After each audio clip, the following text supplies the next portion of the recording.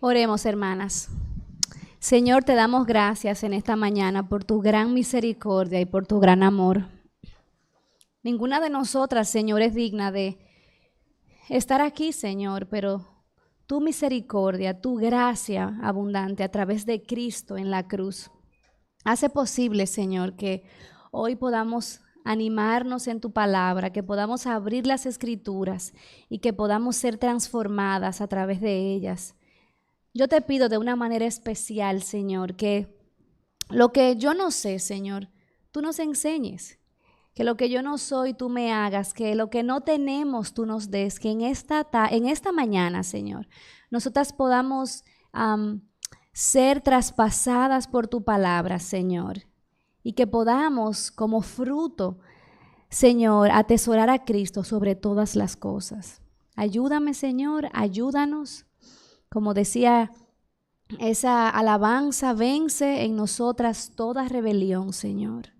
Todo rebelión que se levante en nuestros corazones en contra de tu palabra. Yo te pido que tu Espíritu Santo la someta a la obediencia a Cristo y que nosotras podamos rendir nuestras vidas completamente a ti, Señor, y a tu voluntad.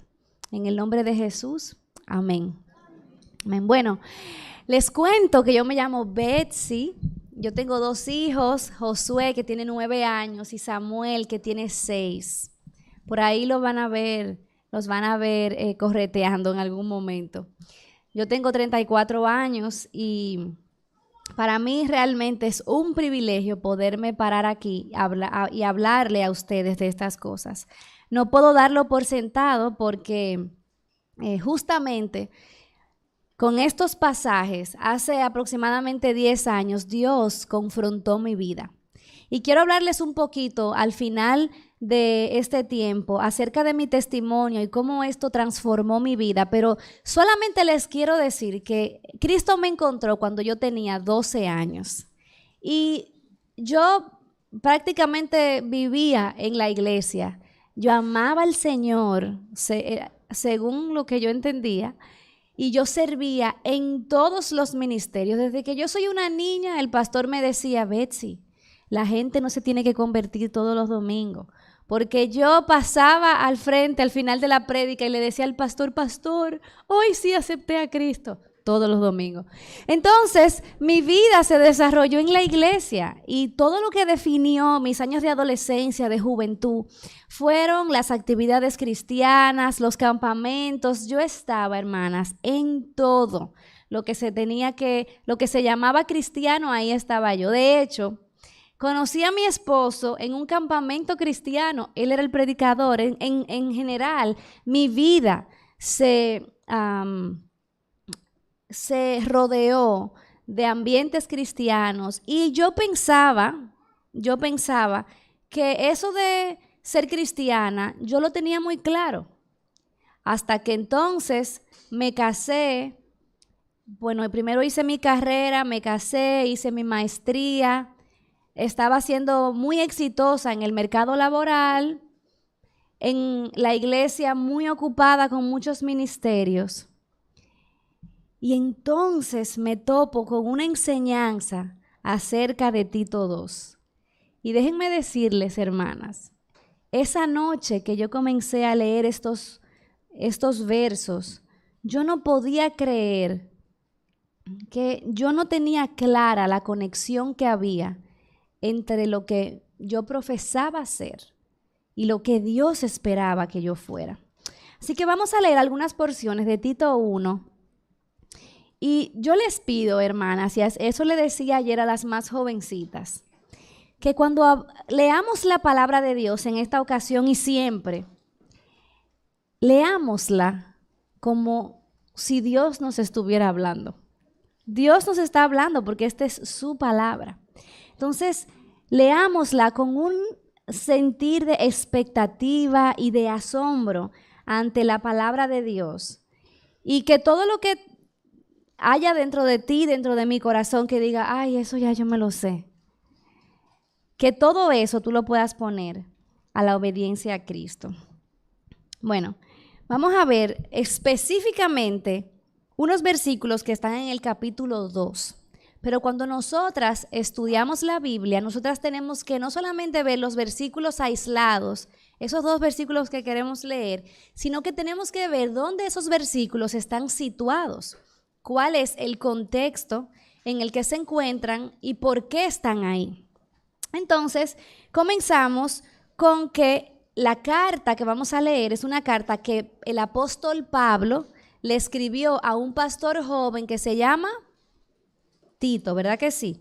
Tito pastoreaba una iglesia y enfrentaba la oposición de enseñanzas falsas en su entorno, en su comunidad. Entonces Pablo le da esta carta a Tito para que Tito aprenda y conozca cómo la iglesia debe funcionar, de manera que la iglesia pueda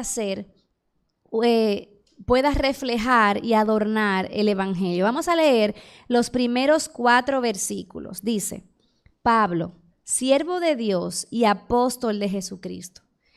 En estas palabras, escasas palabras, aquí Pablo nos está diciendo la autoridad con la que él está hablando. Él es un esclavo de su Dios, él es un siervo de Dios, pero él es apóstol de Jesucristo, de manera que esto es palabra de Dios. Dice, conforme a la fe de los escogidos de Dios. Él no está hablando conforme a las filosofías del mundo, conforme a lo que está de moda, conforme a la manera en la que la iglesia se manejaba en ese tiempo. No, él está hablando conforme a la fe. ¿Y cuál es esa fe?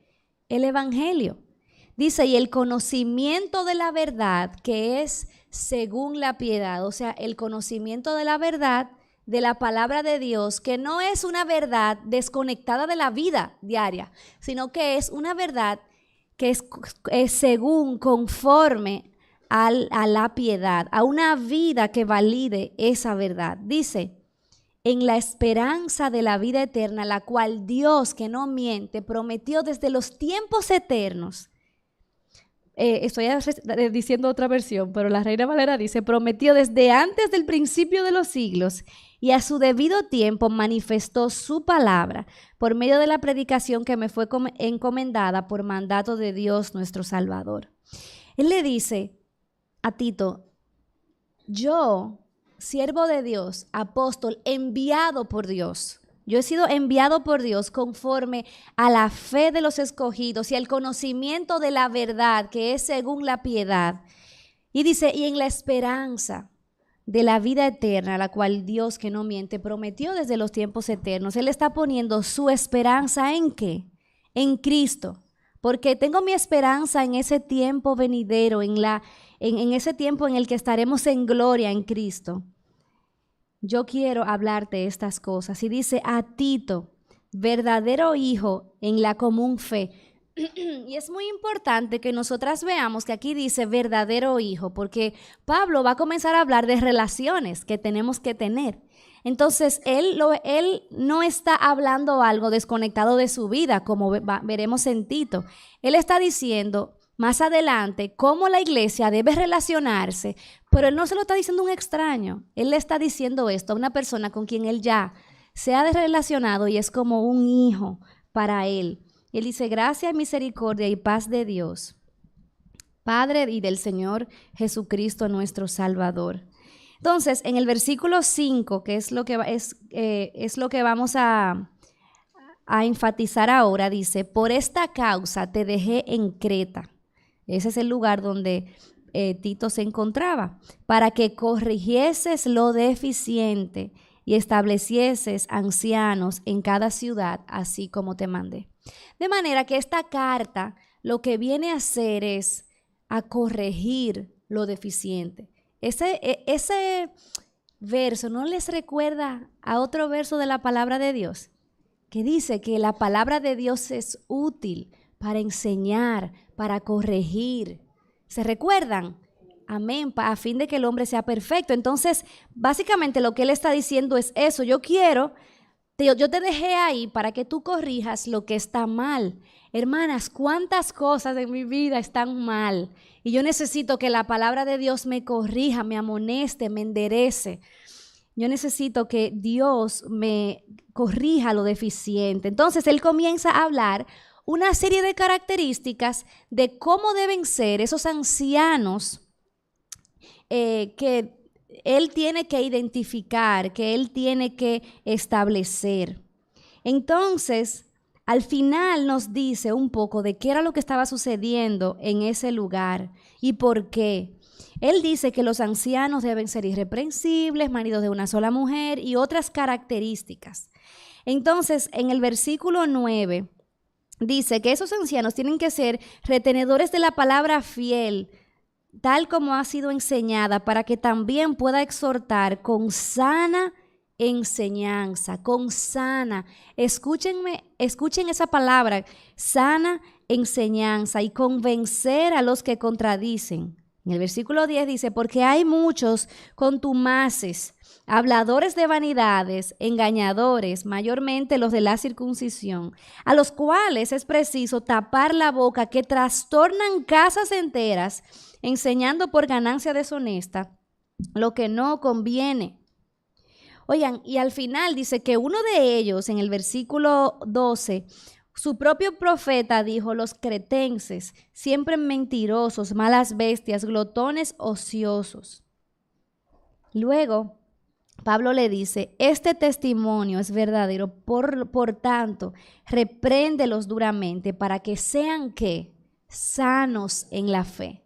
Entonces, fíjense que aquí nos está diciendo claramente cuál era la condición de esa iglesia, la audiencia original, pero también nosotras podemos decir eso mismo de nuestras comunidades, del mundo en que vivimos. Nosotras podemos darnos cuenta que eso que estaba sucediendo en esa iglesia, en ese contexto, en esa comunidad, es tan parecido a lo que nosotras vivimos hoy en día. Personas que enseñan por ganancias deshonestas, personas que simplemente son habladores de vanidades, personas que hacen que los demás sigan solamente un legalismo y que hagan cosas simplemente por religiosidad, personas que nos incitan a dejarnos llevar por nuestras pasiones. Miren que dice que son glotones, mentirosos. Esta es una radiografía de lo que estaba sucediendo en Creta, pero esta es una radiografía de lo que está pasando hoy aquí en México, en la República Dominicana, de donde soy, en los Estados Unidos y en muchos y en todos los países del mundo. ¿Ustedes saben por qué? Porque el pecado del hombre es el mismo, de generación en generación.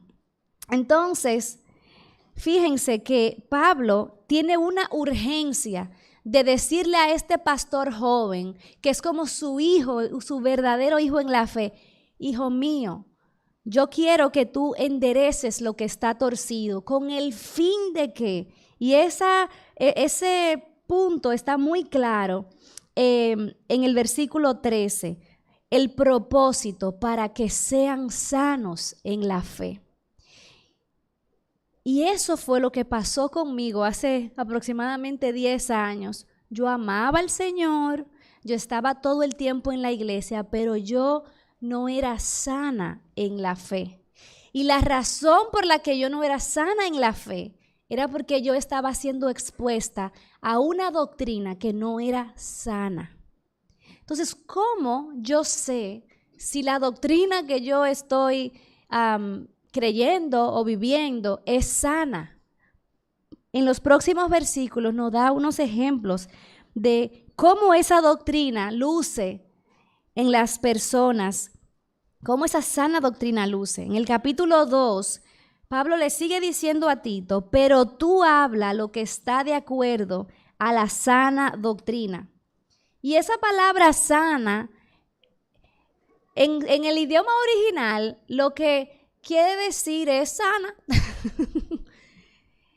Y tiene una base en una palabra que nosotras conocemos, que es higiene, que es sana, que es saludable, que no intoxica, que no daña.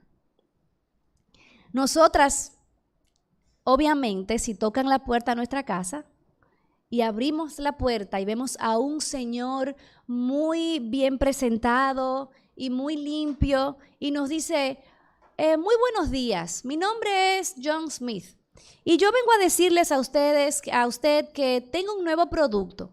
Este producto es un agua de limón y quiero que usted lo pruebe. Está fresca, tiene hielo y quiero que usted me llene una encuesta y me diga qué le parece.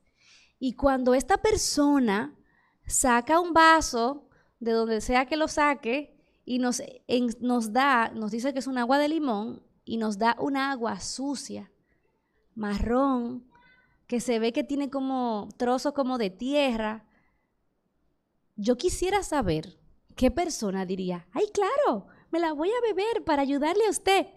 Y se la bebe. Nadie lo va a hacer. Le dice, Señor, pero usted está loco.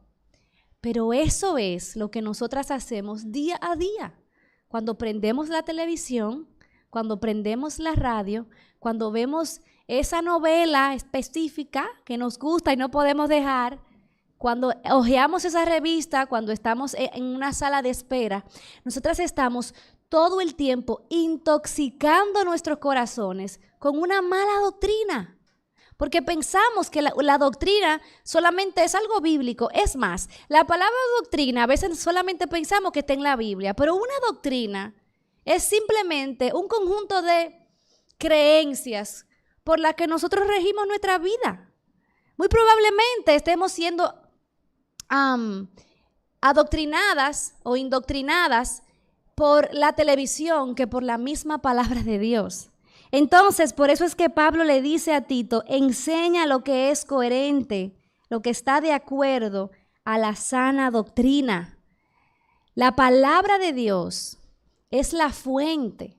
Para nosotras, como decía el pastor Iván hace un par de días, poder desarrollar una cosmovisión, para poder desarrollar un lente por el cual yo interpreto al mundo. La palabra de Dios me dice quién es Dios, quién soy yo, mi necesidad de Cristo, me dice por qué Jesús vino, qué es el evangelio, cuál es mi esperanza. La palabra de Dios es la fuente de la sana doctrina.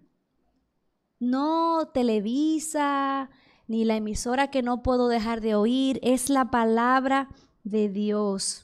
Entonces ahora Pablo comienza a hablar acerca de cómo esa sana doctrina debe ser enseñada y cómo debe lucir en cada generación y también en cada género, ¿ok? Así que él comienza en el capítulo 2, dice que los ancianos sean sobrios, serios, prudentes, sanos en la fe, en el amor y la paciencia. Y aquí él no abunda mucho, porque ya él ha hablado en el capítulo 1 al respecto. Pero aquí él dice, en el versículo 3, las ancianas, asimismo, o sea, esto no quiere decir que ahora él le habló a los ancianos y lo que él le dijo a los ancianos es una cosa. Y ahora las ancianas es otra categoría, no, asimismo, con el mismo nivel de urgencia que yo te hablé para los ancianos, con el mismo nivel de importancia. No es que los ancianos era una categoría más alta y a las ancianas, bájale el estándar porque son mujeres. No, dice así mismo. Hermanas, el evangelio es serio y nosotras no podemos darnos el lujo de que porque somos mujeres tenemos más permiso. No, el pastor es que no puede hacer eso, pero yo no, hombre, yo soy una simple mujer en la iglesia. Yo puedo hacer esa cosita pequeñita que no me va a hacer daño. No. Dice, así mismo. Y dice, sean reverentes en su porte. Wow. Es increíble. O sea, lo primero que Pablo le dice a Tito es que las ancianas tienen que ser reverentes en su porte. Y cualquiera pudiera decir, ok, vamos a hacer una lista de cosas que yo tengo que hacer. Como decía el pastor Mateo Bixby ayer, que esa palabra es nueva para mí, él decía palomita. Para mí una palomita es un pájaro, ¿verdad? Y yo y le pregunté a Mirna, ¿qué significa palomita? Porque también nosotros le decimos palomita a, ¿cómo se dice? A la cocaleca, nosotros le decimos a las rosetas de maíz, ¿verdad? Entonces, Cualquiera en este momento diría, ok, vamos a poner categorías. Si yo quiero saber si, porque así fue que yo comencé a oír esta enseñanza. Ese era el corazón que yo tenía. Cuando comencé a oír esta enseñanza, yo dije, déjame ver cuánto saco en este examen. Me quemé, obviamente. Dice que sean reverentes en su porte. Aquí habla de una reverencia que no comienza desde afuera. Porque si es por eso, vamos a comprarnos un vestido y todos nos vamos a vestir iguales. Y vamos a venir con vestiduras sagradas a la iglesia, al supermercado y ya, yo cumplo, pongo palomita. No, aquí habla de una reverencia, primero a Dios, que yo estoy apercibida de la presencia de Dios todo el tiempo en mi vida, que yo reconozco que yo vivo delante de la presencia de Dios, para la gloria de Dios en todo momento. Cuando una mujer anciana, y las jóvenes que están aquí no crean que esto es solamente para las señoras mayores, que dicen, bueno, a las señoras mayores que sean reverentes en su porte. Yo me pongo lo que yo quiera, hago lo que yo quiera. No, la realidad es que estas tienen que ser conductas, hermanas, de un cristiano. Esto no es algo desconectado con el cristianismo, ¿verdad? Con nuestra vida de fe. Y al final de cuentas, toda mujer en toda etapa de su vida es anciana para una más joven. Entonces, esta reverencia que aquí habla es una reverencia de yo tener un concepto claro de lo que es la santidad de Dios. Dios es santo y por eso yo voy a vivir ante su presencia en reverencia. Yo quiero esa reverencia que mi corazón tiene hacia Dios. Yo quiero mostrarla en mi porte.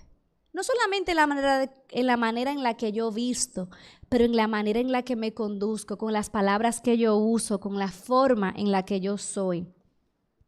Luego dice, no calumniadoras. Y ahí es bueno como que nos detengamos, porque cuánto nos gusta hablar a las mujeres. Aquí Pablo está estableciendo una estructura y primero él está hablando del carácter que las mujeres ancianas deben tener. Y dice, no calumniadoras. Y me llamó mucho la atención cuando aprendí que la raíz de esa palabra calumnia es la misma raíz de nuestra palabra diablo.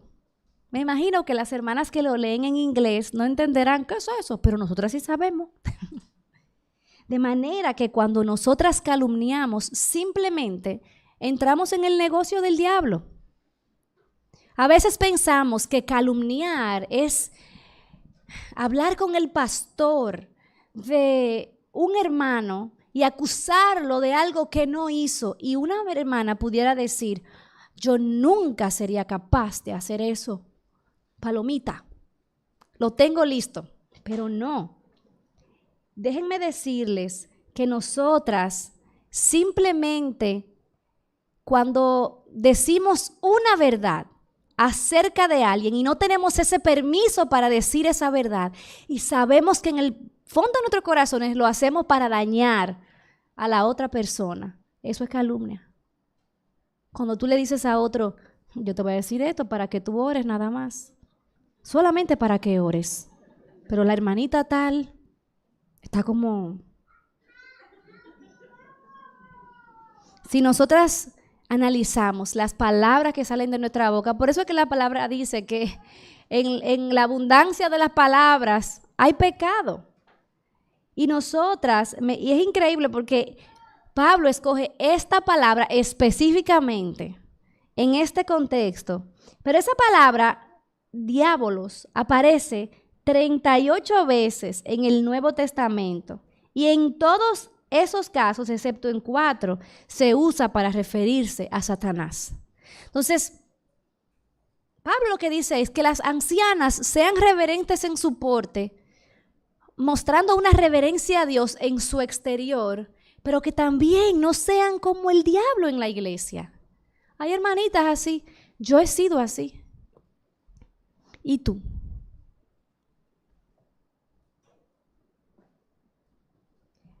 Luego dice, no esclavas del vino. Y lo que Pablo quiere decir es que esa reverencia que sale de tu interior y que honra a Dios con tu manera de proceder, que esa reverencia entonces te lleve a controlar tu boca con lo que hablas, con lo que dices, honrando y siendo reverente a Dios. Esa reverencia también te lleve a ejercitar el dominio propio. Y dice, no esclavas de mucho vino. Y obviamente, todo el que conoce lo que es el alcohol sabrá que es una sustancia que te desinhibe y hace que tú te puedas gobernar, que tus pasiones y tus deseos te gobiernen. Y muchas de las que están aquí están luchando específicamente con el problema de las bebidas alcohólicas. Pero muchas de nosotras muy probablemente no. Y digan, yo no bebo alcohol. O si bebo algo de alcohol, soy muy comedida. Palomita. Pero realmente nosotras tenemos que ver, analizar nuestras vidas si estamos dejando que algo nos esclavice. Uno de mis versículos favoritos es 1 de Pedro 1:13. Ese versículo yo tengo que decírselo a mi alma una y otra vez. Dice, por tanto, ceñid vuestro entendimiento para la acción. Sed sobrios en espíritu, poned vuestra esperanza completamente en la gracia de Dios que os traerá en la revelación de Jesucristo. Yo tengo que preparar mi mente para la acción. Yo tengo que estar lista para saber cómo es que voy a obrar conforme a la voluntad de Dios. Yo no puedo dejarme gobernar, dejarme esclavizar por cualquier cosa que me imposibilite, que me limite de hacer la voluntad de Dios. Dios nos llama a que no seamos esclavas de nada. Nosotras hemos sido compradas por un precio muy alto. A Cristo le costó su vida ofrecerte su libertad, de manera que ahora nosotras podamos ser libres. Y si el Hijo os libertare, seréis verdaderamente libres, dice la palabra de Dios. ¿Cuáles son los tipos de esclavitud a la que las mujeres somos expuestas? Quizás a la comida. Yo no puedo hablar mucho de eso porque me comí 2 burritos anoche, pero si ustedes hubiesen visto esos burritos. Pero cuando nosotras no tenemos dominio propio y no tenemos control sobre la comida, es momento de que rindamos esa mala práctica al Señor. O quizás las redes sociales. Ay, ese hábito de revisar el celular solamente por revisarlo, pero no es que nadie te ha escrito, ni tampoco eso ha sonado, pero es una esclavitud que tenemos. O quizás al trabajo. Las mujeres que queremos trabajar todo el tiempo, eso soy yo. O quizás algún hábito de impureza sexual, quizás la pornografía. Quizás a las novelas, hermanas, algo tan sencillito ahí. El dominio propio y la prudencia son vitales. Así que Él nos dice cómo debe ser el carácter de esa mujer. Fíjense que este carácter de esta mujer nos habla de que esta mujer ama a Cristo sobre todas las cosas. Porque la reverencia es un aprecio de la santidad de Dios, un amor por su soberanía, su carácter, que yo quiero mostrar esa reverencia a otros. Cuando yo soy prudente con mis palabras es porque yo amo a Dios tanto que tengo cuidado y no calumnio. Cuando no soy esclava del vino o de cualquier otra cosa es porque a mí me gobierna una pasión mayor y es el amor por Cristo. Y luego, como lo amo tanto, yo quiero compartir eso con otras. La próxima característica es que esas mujeres sean maestras del bien. Fíjense que esto no está diciendo a las mujeres que enseñan en la escuela dominical que sean maestras del bien. No, a las mujeres mayores en la iglesia. ¿Qué está enseñando tu vida? ¿Qué está enseñando tu vida? ¿Eres una maestra del bien, de la bondad de Dios, de la sana doctrina? Fíjense que ahí no dice que las ancianas tienen que tener una vida intachable, perfecta, sin pecado, con un pasado limpio, para que entonces sean maestras del bien. ¿Cuánta esperanza tenemos en el Señor? Ahí lo que está diciendo es que nosotras pasemos a la próxima generación y hablemos de las bondades de Dios. A veces pensamos que tenemos que tener todo bien puesto para entonces ver si aplicamos y podemos enseñarle a otras. Ahí lo que está diciendo es que seamos maestras del bien, que pasemos a otras la bondad de Dios. Y luego dice, ¿cómo esa mujer puede ser una maestra del bien? Dice que enseñen a las más jóvenes a amar a sus maridos. Y cuando yo leí este pasaje por primera vez, yo dije, bueno, que enseñen a las más jóvenes. Yo soy la anciana y la niña de 15 años es la más joven. Pues cuando yo comencé a estudiar este pasaje, la más joven soy yo. Son mujeres que están criando. Entonces, fíjense, hermanas, a las más grandes que están aquí. ¿Cuántas mujeres jóvenes alrededor de ustedes que están en necesidad de que se le enseñe el bien? ¿Cuál es ese bien? Dice, a que amen a sus maridos. ¿Cómo puede ser que tú me estás hablando de términos tan doctrinales, bíblicos, y que lo primero que hay que enseñarme es amar a mi marido? Yo quiero que tú me hables de teología, que me hables de escatología y de palabras que me hacen sentir inteligente espiritualmente, esas cosas que dicen los teólogos, exégesis y todas esas cosas. Pero ¿cómo es posible que lo primero que tú tienes que enseñarme es que ame a mi marido? Es que nosotras vivimos en un mundo, hermanas, que ha torcido las prioridades. Y aquí nosotras comenzamos a ver que uno de los frutos de la sana doctrina es ese nivel de aprecio hacia el matrimonio. Nosotros vivimos en un mundo que la tasa de divorcio aumenta cada día, que mujeres que utilizan a los hombres como un pañuelo desechable. Si tú no sirves para mi felicidad, te desecho.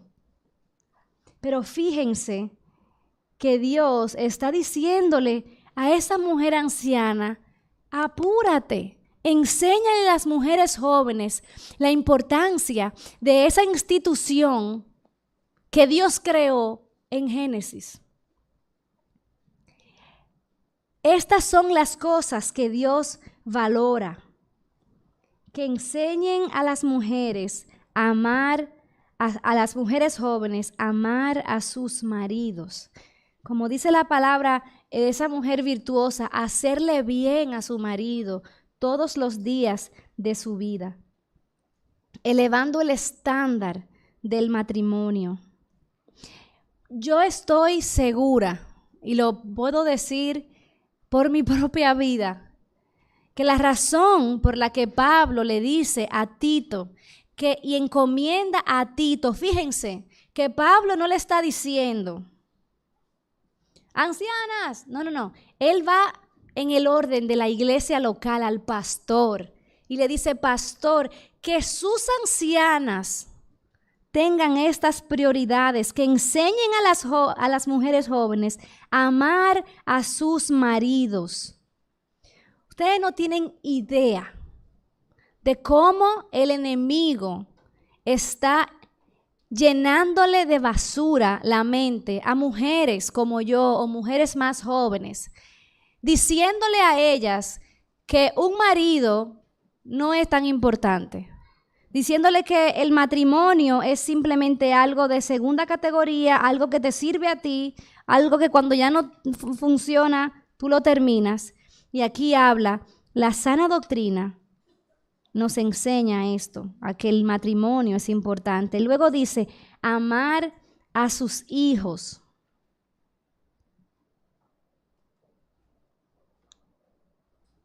Increíble. ¿Cómo es posible que tú me estés diciendo ahora que tú me vas a enseñar cómo amar a mis hijos?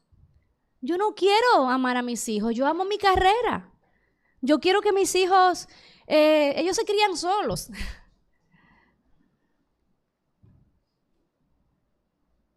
Yo no tengo que estar tan presente en la vida de mis hijos porque yo tengo otras cosas más importantes que hacer en la vida, como perseguir una carrera, como... Esa es la mente de esta generación. Pero Dios dice que esas mujeres ancianas le enseñen a las más jóvenes la importancia del matrimonio, de la maternidad. Estos fueron los primeros ministerios que se le encomendaron a la primera mujer que existió. Pero nosotras creemos que somos diferentes y pensamos que hay otras cosas más importantes. ¿Quién quiere cuidar a sus hijos cuando hay otras personas que pueden hacerlo?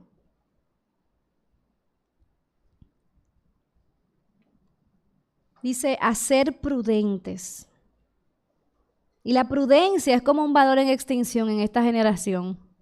La prudencia significa pensar antes de actuar. Pensar en las consecuencias antes de actuar.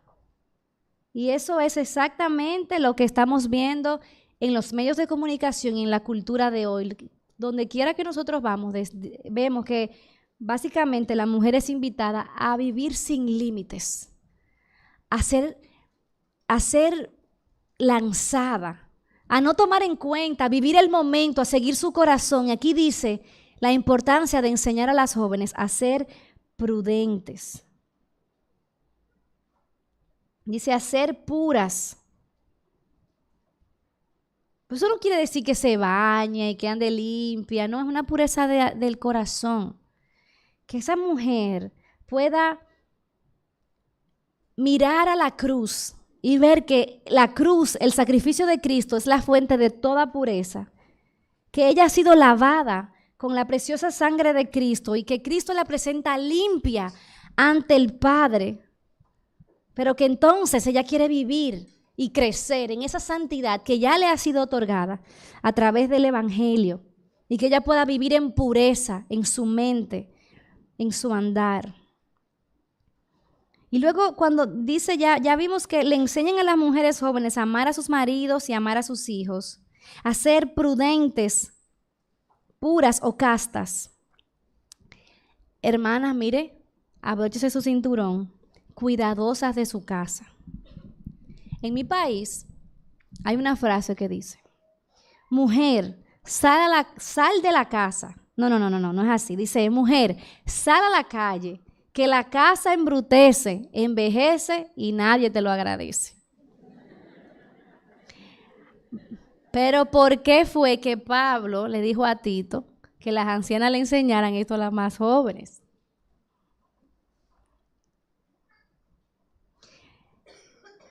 Nuestra sociedad ha desvirtuado el valor del hogar. El hogar es como una cárcel, una prisión. Y yo tengo que hacerme de una carrera porque yo tengo que salir a la calle a buscar mi identidad y a buscar mi significado. Pero déjenme decirles, mis hermanas, que la evidencia de vivir conforme a una sana doctrina es entender que mi identidad no está en el mundo laboral, pero tampoco está en mi casa. Eso no me define. Como yo soy libre de colocar mi identidad en Cristo, yo puedo servir a los míos, yo puedo amar a mi esposo Eso no me hace una criatura de segunda categoría, servil. No, eso me hace más como Dios. El Espíritu Santo es el ayudador, el consolador, el que ayuda. Entonces, Él no es menos Dios porque Él sea el ayudador de su pueblo. De manera que yo valoro poder mostrar el carácter de Dios siendo de ayuda a los míos, amando a mis hijos, atesorando la pureza, atesorando la prudencia y sirviendo en mi hogar. Sin lugar a dudas, hermanas, es mucho más fácil servir en la iglesia que servir a los nuestros, que servir en el hogar. Pero esa es una de las prioridades de Dios. ¿Y qué significa que Dios dijo a través de Pablo, a Tito, a las ancianas, que sean hacendosas en el hogar, que tienen que estar las 24 horas en su casa? No. Me encanta una traducción que dice que estén ocupadas en el hogar. Que estén ocupadas en el hogar. Que se ocupen en su hogar. Y eso va a lucir diferente de mujer en mujer. Pero hay una disposición del corazón para amar ese hogar, para hacerlo florecer. A algunas les va a tomar 2 horas, a algunas nos va a tomar el día completo, porque no fuimos entrenadas para hacerlo. Pero el punto es que ese hogar esté guardado. Y luego dice, buenas. ¿Cómo yo puedo ser buena? ¿Qué es eso? Aquí habla de la bondad, que solamente proviene de un corazón que ha experimentado la bondad de Cristo. Hacer buenas, hacer bien a los demás. Y como si fuera poco, porque ya ella me dijo, ya él dijo que amen a sus maridos, pero como Pablo sabe cómo es el corazón humano, luego dice, sujetas a sus maridos. Sujetas a sus maridos. ¿Por qué? ¿Por qué tengo que hacerlo? Porque la sumisión es parte integral de lo que es la feminidad bíblica. Eso no quiere decir que nos vamos a sujetar a una autoridad que dañe la imagen de Dios en nosotras. Para eso tenemos a nuestros pastores, a los que podemos acudir cuando en algún momento somos víctimas del abuso. Para eso están las autoridades. Pero aquí me habla de una sumisión, de una disposición gozosa, de yo responder al liderazgo piadoso de mi esposo. Y eso tiene que ser enseñado. Miren, les aseguro que eso no sale por defecto en una mujer. Todavía yo no conozco la mujer. Por ejemplo, hace unos años hay una hermana, amiga muy querida que me dijo, ay, la sumisión es tan fácil para mí. Ella tenía 2 meses de casada. Y yo la miro y me sonrío. Le digo, ay, qué bueno, hablamos el año que viene. Y ahí estamos, hablando. No es fácil, hermanas, no es fácil. Porque nos ha afectado tanto la caída que ha revertido la disposición natural en nuestros corazones de nosotras someternos a una autoridad. Y algo que yo le digo a mi hijo una y otra vez, le digo, Josué, si tú no aprendes a someterte a la autoridad de tus padres, ¿cómo vas a poder aprender a someterte a Dios? Y un momento, como que yo sentí como que esas palabras me las dije a mí misma. Si yo no soy capaz de someterme a mi esposo, ¿cómo me voy a someter a Dios? Él es la cabeza que Dios ha puesto. Que Dios nos ayude y que despierte en nosotras ese anhelo y ese deseo de nosotras someternos. Y fíjense que a veces las mujeres nos resentimos, por lo menos yo, no sé usted, pero a veces nos resentimos y decimos, ay, pero qué bien sea, ¿por qué nosotros tenemos que someternos a los hombres? ¿Y por qué eso es algo exclusivo de las mujeres? Pero no es así. La palabra de Dios dice que nosotros estamos supuestos a someternos unos a otros. ¿Por qué? Porque la sumisión es parte de lo que significa ser cristiano. Dios, siendo Dios, Jesucristo siendo Dios, se sometió a la voluntad del Padre. ¿Por qué nosotras tenemos que ser diferentes? Y ya cerrando, porque no quiero que se me duerman. Dice, y aquí nos dice la motivación de por qué hacemos esto: para que la palabra de Dios no sea blasfemada. Esto quiere decir que la motivación principal por la que yo vivo de esta manera es que la palabra de Dios no sea blasfemada. Ustedes saben por qué yo amo, por qué yo tengo que amar a mi marido. Para que la palabra de Dios no sea blasfemada. Porque esto es cómo luce una vida que está gobernada, que es gobernada por la sana doctrina. Porque yo tengo que amar a mis hijos, atesorar a mis hijos, porque esta es una prioridad de Dios. Y para que la palabra de Dios no sea blasfemada, yo tengo que ser prudente, yo tengo que ser pura, yo tengo que ser cuidadosa de mi casa, yo tengo que practicar la bondad, yo tengo que sujetarme a mi marido. ¿Para qué? Para que la palabra de Dios no sea blasfemada. Es que yo amo tanto la palabra de Dios que yo no quiero que de ninguna manera la palabra de Dios sea blasfemada. Luego Tito habla a los jóvenes y le da unas indicaciones a los jóvenes. Y luego nos presenta en el versículo 11, en el versículo 10, el motivo de todo lo que estamos haciendo. En la segunda parte de ese versículo dice, para que en todo adornen la doctrina de nuestro Salvador. Para que adornen la doctrina de nuestro Salvador. Si existe una mujer, Tito 2, de 3 al 5, yo era la antítesis de esa mujer. Yo estaba en todas las actividades de la iglesia, yo me creía muy espiritual, muy espiritual, pero mi vida era completamente lo contrario a esto.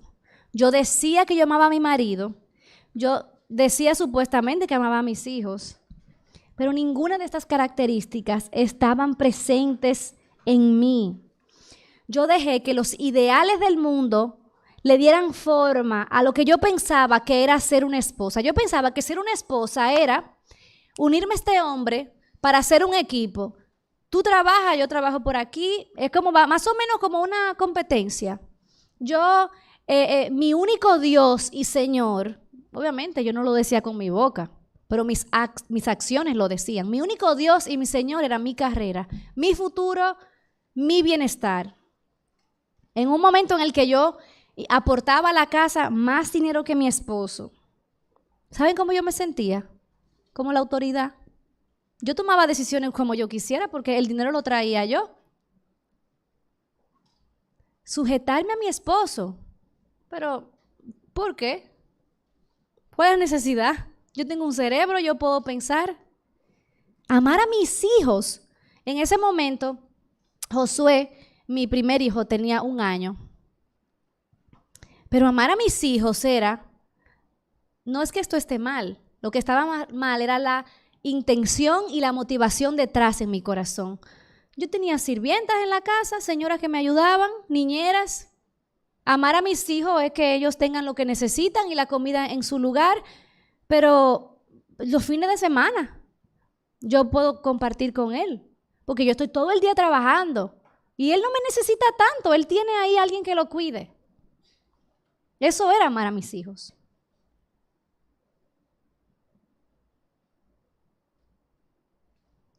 ¿Cuál era el propósito de que yo, con una carrera, maestría, un trabajo gerencial, me pusiera a lavar un baño?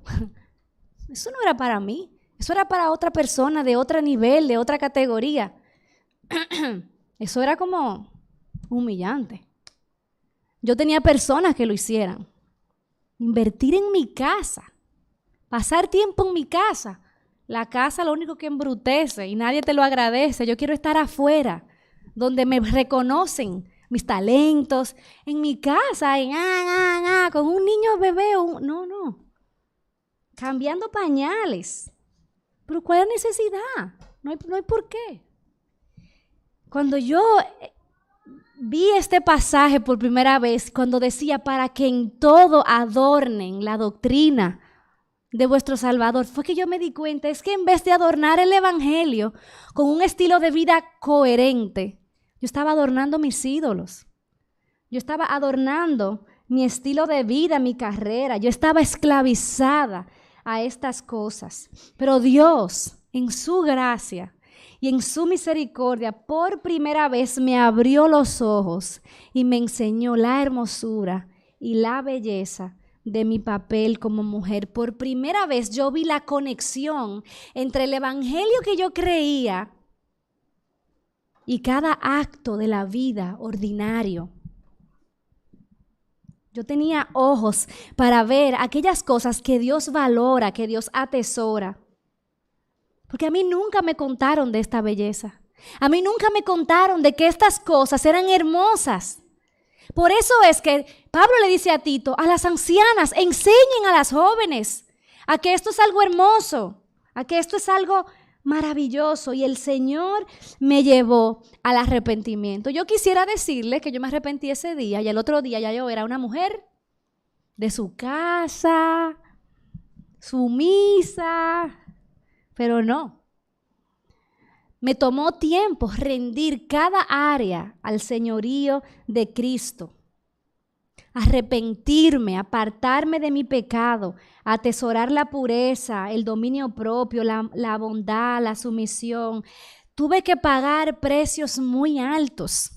Tuve que sacrificar mis ídolos. En ese momento yo tuve que dejar mi trabajo, no porque el trabajo sea el problema. Era mi corazón. Era mi corazón. Y no ha sido y todavía no es fácil vivir de acuerdo a esta verdad, pero yo estoy en el camino. Y por eso es que yo necesito de mis hermanas más grandes que me ayuden a poder atesorar estas cosas.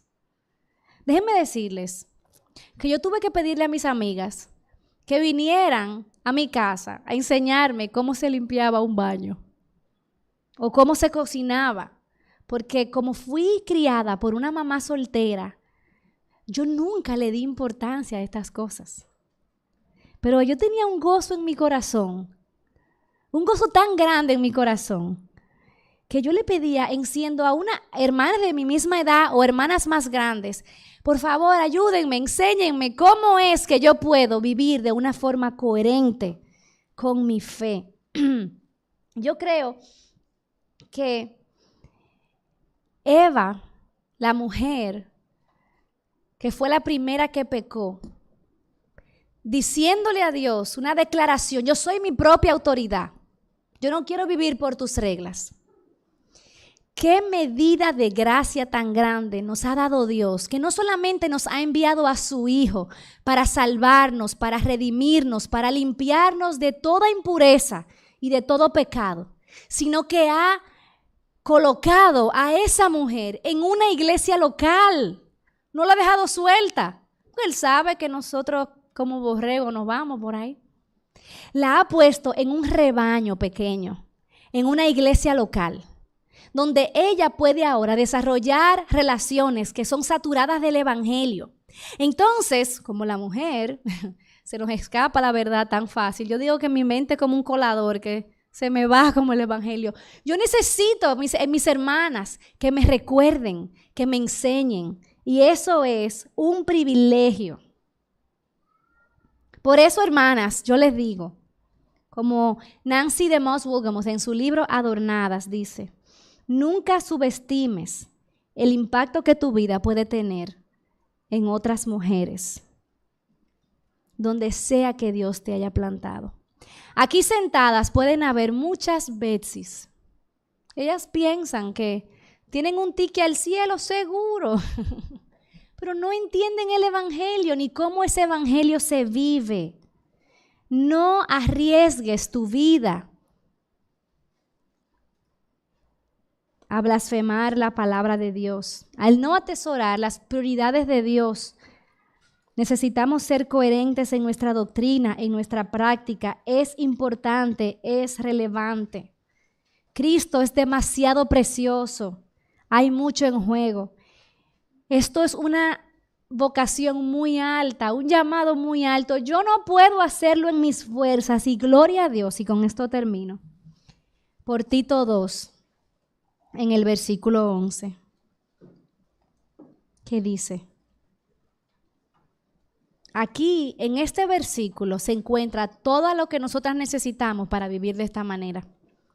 Porque la gracia de Dios se ha manifestado para salvación a todos los hombres, enseñando que, renunciando a la impiedad y a los deseos mundanos, vivamos en este siglo sobria, justa y piadosamente, aguardando la esperanza bienaventurada y la manifestación gloriosa de nuestro gran Dios y Salvador Jesucristo, quien se dio a sí mismo por nosotros, para redimirnos de toda iniquidad y purificar para sí un pueblo celoso, un pueblo propio, celoso de buenas obras.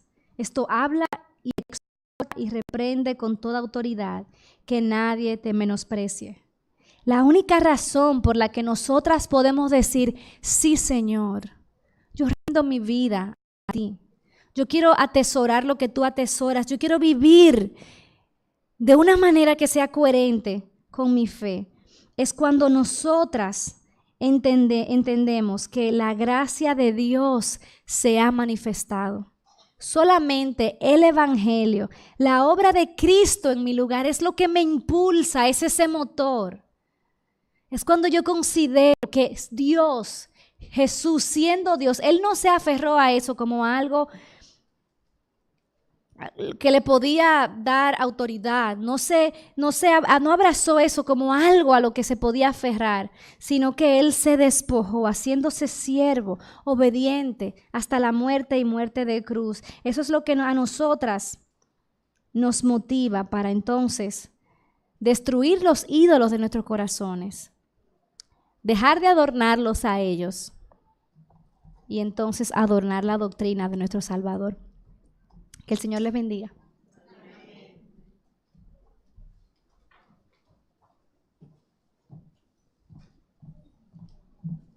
Gracias.